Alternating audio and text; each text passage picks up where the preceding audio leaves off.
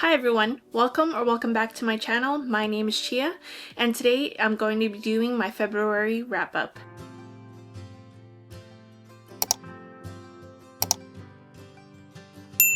I think I kind of had a terrible month in February because I felt like I was still going through a long slump, and I saw that a lot of people are going through big book slumps. Maybe it's the time of the year, I don't know, but I felt like I just couldn't pick up any book, and the books that I thought was going to guarantee to get me out of book slumps were not it whatsoever. And you'll see kind of like gave a lot of 3 stars this month, but let's get started. If you saw the previous videos, I kind of was in a book slump right after Onyx Storm. After Onyx Storm, I didn't want to pick up anything. I couldn't fathom leaving the world of the Empyrean series, so of course it was gonna like affect the thoughts I had with like other books, because I don't know, I was just so over trying to get like other books, and then I made the mistake of picking up other fantasies also, and I felt like that was kind of like the mistake as well, because I knew that like these fantasies were not gonna amount to how much I felt being in the world of Basquiat, and I just wanted to go back to it. All the following reviews that I have for all these books, take it with a grain of salt, because I was feeling a certain way the whole entire month. But let's get started. So the first book I picked up in the month of February, well, technically I started it in January and I finished it on the first day of February, and that book was City of Souls and Sinners by Kayla Edwards. This is the second book in the House of Devils series, and if you don't know, this book follows a human named Loren, and she is unfortunately has a bounty put on her, and she is chased by the bounty hunters called Hellseers. Darien Castle is the main Hellseers, and he is a part of the House of Devils, and he is the leader of the House of Devils.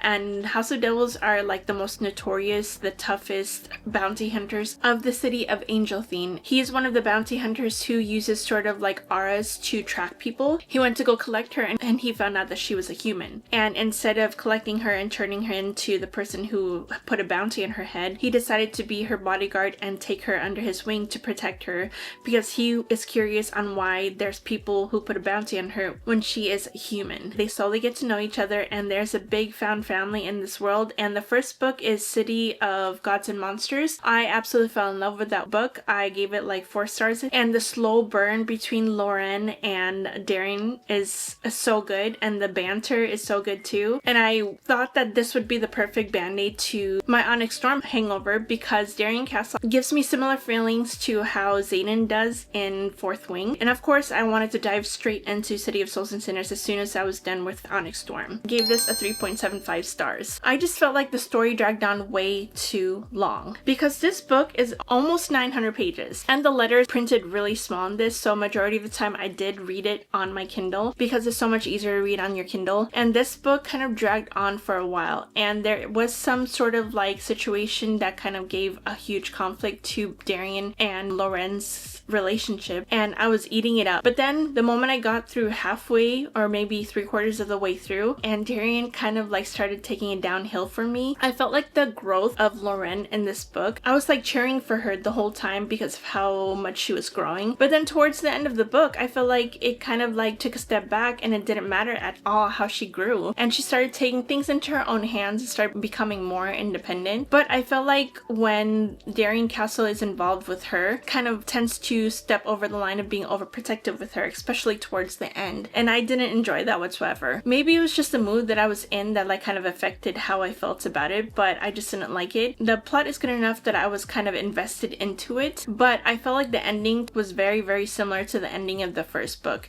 and I felt like they were going through the same situations, so I kind of started getting bored 3/4 of the way through and gave it a 3.75.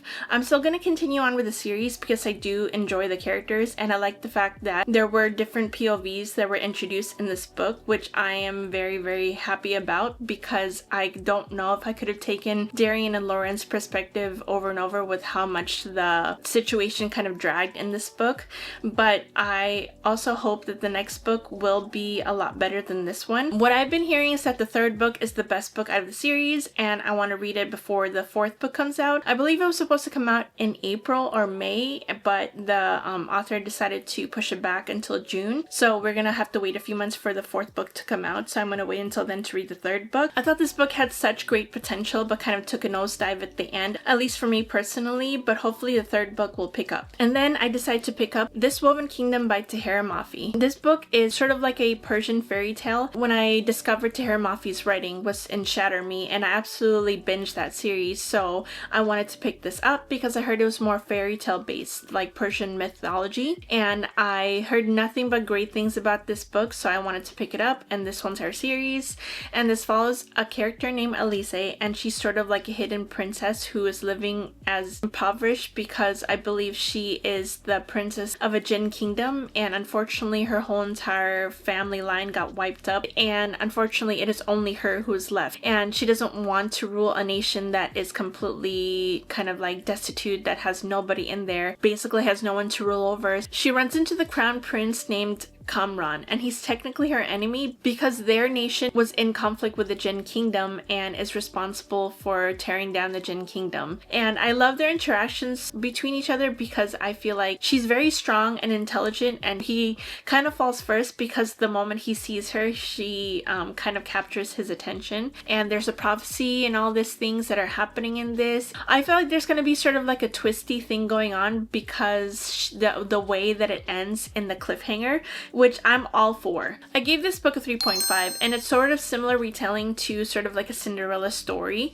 That's what I kind of felt from it, but I felt like the detriment to this whole entire story is Kamran. It is dual POV, so it switches on and off between her perspective and his perspective, and he kind of really irritated me. I felt like he was very entitled and full of himself, and I couldn't stand characters like that, and I was expected to kind of fall for him for the female main character, and I just wasn't having it. I loved the parts with the female main character because I loved how intelligent she was and how strong she was and how she was very self-sufficient, but at the same time I felt like he was very, very, dare I say, kind of dumb.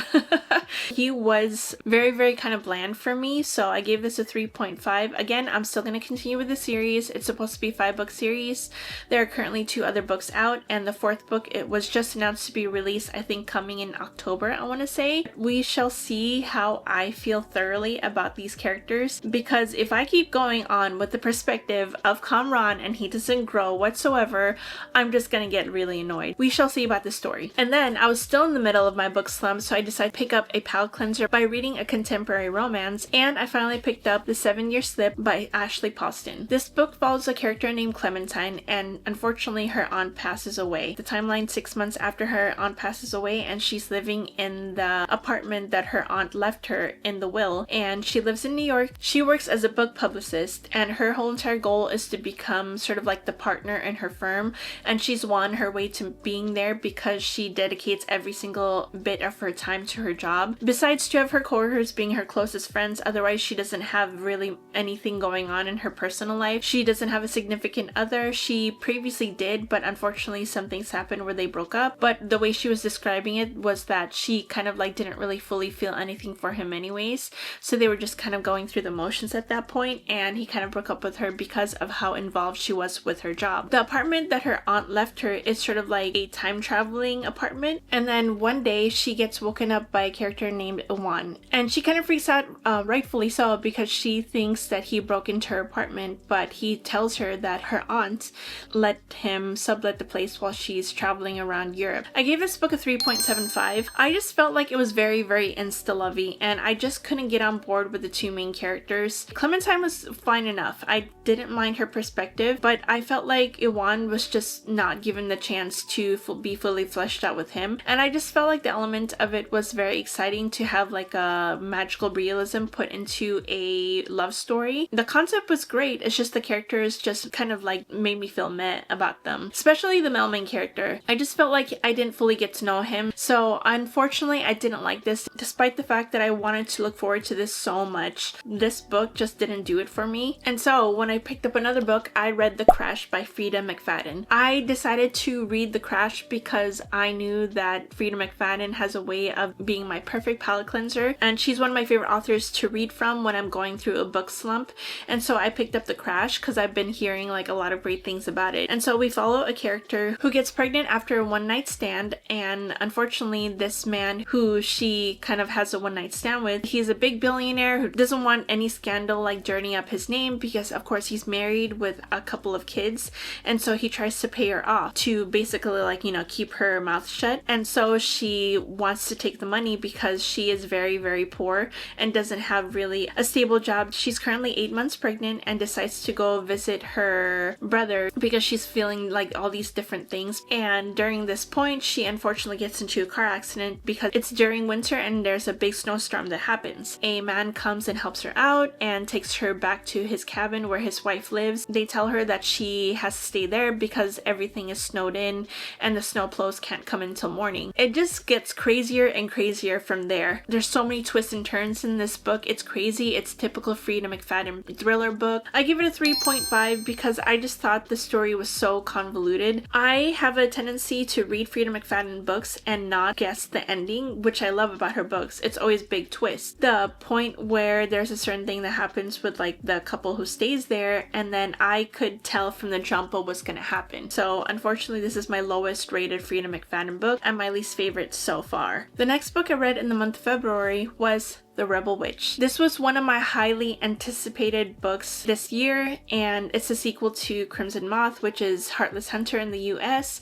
I still don't know why there's two different titles. This follows a character named Rune, and she's a witch. And by day, she plays the part of being a vapid socialite so that she goes to all these balls and these parties. But at nighttime, she's a Crimson Moth. She goes around trying to rescue witches who have been imprisoned or about to be imprisoned and takes them into hiding so that they can escape and everything, because unfortunately in this world being a witch is illegal. She's very intelligent and she kind of has to protect herself a lot because she's kind of the only one left of her family. And then there is Gideon, who is a witch hunter, and he is the head of the witch hunters, and he has a brother named Alex who happens to be best friend with Rune. And in order to secure her kind of like status, she ends up trying to court Gideon because what other than to protect her status but to court and marry the head of the witch hunters. And then he has a personal agenda too because he finds sort of like a ship manifesto that has Rune's name on it, or her family name, and then he is tasked to go after her to find out more information to prove that she is the Crimson Moth. So it's a cat and mouse game. The first book I absolutely loved, and the second book was even better. This one book I gave 4.5 stars to. I loved how it just jumped into the action right after the big cliffhanger that happened in the last book, and that was such a huge cliffhanger because it was such a big twist, and you see a lot more of the witch's perspective and how their magic works here, which I wanted because the first book like kind of gave a sort of overview of how the witch's magic works, but this one was full on because it kind of dove into the different side of the witches here, and you just see their banter. And Gideon and Rune were amazing in this book, and I absolutely love the conclusion. I think the conclusion wrapped up perfectly, and this was such a good duology that I highly will recommend to anybody. And I'm so glad I was able to read this and give it a good rating because I was really afraid that I was going to pick this up and not like it. But I loved it and I highly recommend the whole entire duology. I decided to start working my way through my TBR, which as you can see, I barely read any of it. So I decided to start making my way through my TBR, and that first book that I picked up was Riftborne. This follows a character named Fia who has hidden power, and she is a Riftborne. Riftborns are sort of marked with a rebellion mark because of a revolution thing that happened 20 years ago, and unfortunately it failed. And then all the people who were involved or the offspring of the rebellion were marked. General of the army there sees Fia using her powers accidentally and basically blackmails her and tells her that she has to be a part of the guard, otherwise he's going to report her and have her executed. So of course she's gonna take his offer on it, and then she starts joining the guard and she starts getting trained by him. I gave this book a 3.5. It was trying too hard to be other fantasy books. This was sort of like if Fourth Wing and Blood and Steel had a baby. The main enemy in this book is Shadow Wraiths, which is very similar to Blood and Steel, and also the fourth wing element comes in when she starts attending this sort of like military academy, and I just felt like it was too similar to any of those. She sort of starts having sort of like tension with the general because he's the one who's training her and everything. I don't know, I just couldn't get on board with him or the whole entire love story. I didn't feel anything for them. I thought he was a stale bread, and I just felt like it was just being pushed on us. But the ending was such a big twist that I do want to continue with the story, and I believe the second book is already out, which is called Deathbound, so I'm excited to pick that up and see how the book continues, because the big twist at the end made it like worth it for me. And the last book I picked up in the month of February was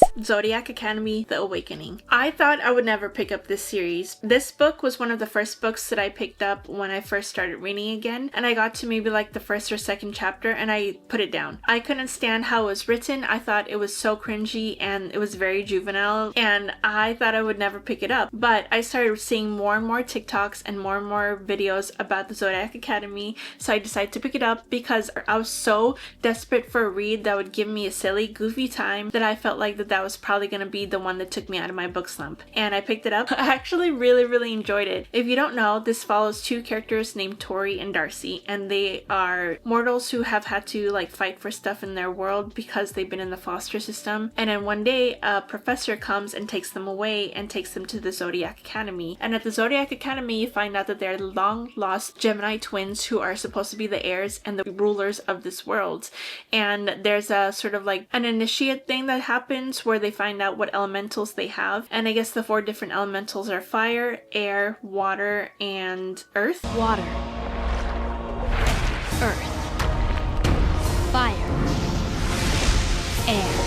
They are the long lost Gemini twins, so of course they have all 4 of the elementals, and they unfortunately have to be separated into different houses because each house has like the different elementals in them. And I thought it was such a good time. The writing is very cringy. Imagine if you're watching a reality show or if you're watching any shows from the CW. It's very similar to Vampire Diaries, and it's like not the best written, it's not the best plot. The characters are what make the series, and I started falling for the characters despite how unhinged they all seemed. I didn't pick it up because I didn't want to read a bully romance, and I knew this book going in was a bully romance, and I just felt like it wasn't for me. But I guess after a while of reading like dark fantasy books, and I started pick this up, and I actually didn't think it was that bad. Yes, it's not going to be for everyone because the bully aspect in this is very strong. From what I've been seeing so far, because I am on the second book now, the bully aspect kind of starts tapering off after the first book. I think the first book is sort of the heaviest one with the bullying. The ending was diabolical because of the fact that I just thought it was so painful to do these to these 2 characters. I will be following Jamie's Order, which is That Girl Reads on YouTube and also on TikTok, and she's a huge Zodiac Academy fan, and I will be following her reading order, and we'll see how far I get into it. But I'm already almost done with the second book, so I am enjoying that so far. I am so ready to continue on with this, and I am going to be filming a reading vlog on it, so stay tuned for that. And I am so happy I ended my month with this because I felt like the whole entire month was dragging along, and I felt like Zodiac Academy kind of saved it for me. I should have just done this at the beginning instead of reading a super serious fantasy or any world building or anything like that. I should have just went with contemporary romance, thriller, or some sort of like silly goofy time first, because I knew I was such a huge slump. But I'm glad to know that I wasn't the only one going through a slump this month. I am ready to move on to March, and I'm hoping that I do have some 5-star hopefuls in there because there are some books that are coming out that I really want to read. Thank you for watching. If you like any of my videos, like and subscribe if you want to see more, and let me know what you read in the month of February in the comments below, and I'll see you all next time. Bye. Thought that I would miss you like I miss you now.